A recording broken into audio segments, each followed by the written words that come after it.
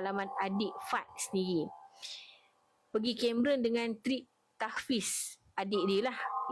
Jadi diorang ni dah book siap dah. Maka bermulalah diorang book apa tempat penempatan apa semua nak tempat kan, nak tidur kan. Penginapan. Bermulalah perjalanan bas ke Cameron Highland. Grup adik Fat ni terdiri daripada 20 orang pelajar. 10 pelajar perempuan, 10 pelajar lelaki dan satu ustazah lah nak kawal pergerakan pelajar. Sampai dekat villa yang dijanjikan, ada satu owner Cina ni datang serahkan kunci. Yang paling tak masuk akal, Apek tu bersuara pendek bagi Yasin 10 buku kat ustaz tu. Tapi masa tu tak fikir apa pun, cuma pelik je lah. Macam biasa kemas susun barang apa semua, terus solat maghrib. Solat maghrib ada yang buat makan-makan sikit lah. Jadi setengah pelajar ni kat dapur, ada kat bilik, ada yang kat depan TV. Bila pelajar perempuan sebelah bilik pelajar lelaki ni, yang perempuan ni biasalah ustazah lah yang teman kan, yang lelaki ustaz yang teman kan. Tiba-tiba dalam bilik pelajar lelaki ni ada bunyi barang jatuh. Ramai yang pergi tengok.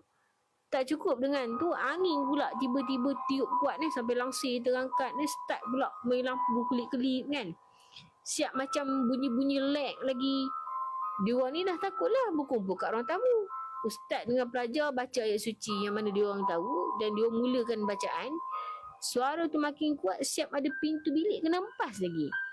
Jadi ustaz ni pun suruh lah diorang ni mula bacakan Yasin bersama-sama. Bila dah baca Yasin tu dalam keadaan takut pelajar-pelajar dengan ustaz ni, maka ada yang putus-putus, ada yang bertabur.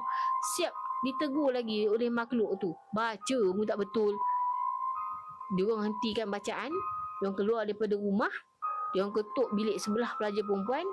Bila buka, nampak ustazah tu nampak pucat. Rupa-rupanya bilik pelajar perempuan tu kena ganggu juga. Malam tu diorang semua ni tunggu dalam bas dengan driver bas sampailah hari terang sikit. Masuk bilik, kemas, keluar barang. Masa kemas beg nak keluar, siap ada suara lagi mengilai-ngilai, bergema lagi sehingga kan diorang keluar. Call owner, minta refund sebab book 3 hari 2 malam. Owner tak datang. Diorang terus balik KL. Waktu balik tu ada pelajar yang demam, terutama sekali pelajar perempuan lah. Mungkin sebab pelajar perempuan ni kan dia lemah sikit. Sejak daripada tu, harga package villa murah, all hotel-hotel murah ni kena fikir 2 kali lah. Okey, kita tak tahu apa yang akan terjadi.